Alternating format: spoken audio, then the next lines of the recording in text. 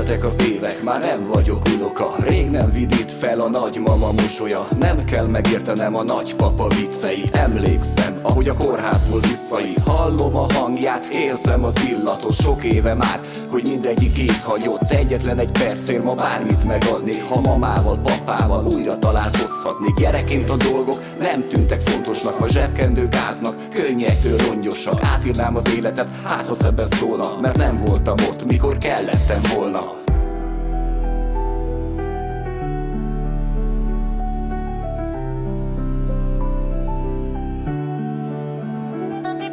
A legszebb dolog, amit az élettől kaphatsz, ha van még időd, mit másoknak adhatsz. Öleld meg szeretted, fogd meg a kezét, nevess és sétálj, hallgassál zenét. A legszebb dolog, amit az élettől kaphatok, ha van még időm, mit másoknak adhatok. Itt vagyok boldog, örülök, nevetek, de holnap már lehet, nem leszek veletek.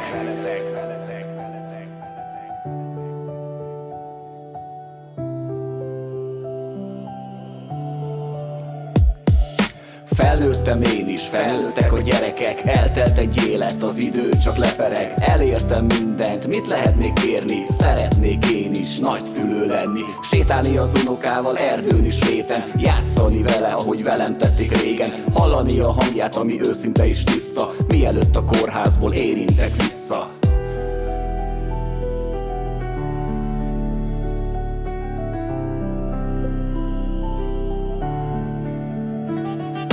A legszebb dolog, amit az élettől kaphatsz, ha van még időd, mit másoknak adhatsz. Öleld meg szeretted, fogd meg a kezét, nevess és sétálj, hallgassál zenét. A legszebb dolog, amit az élettől kaphatok, ha van még időm, mit másoknak adhatok. Itt vagyok boldog, örülök, nevetek, de holnap már lehet, nem leszek veletek.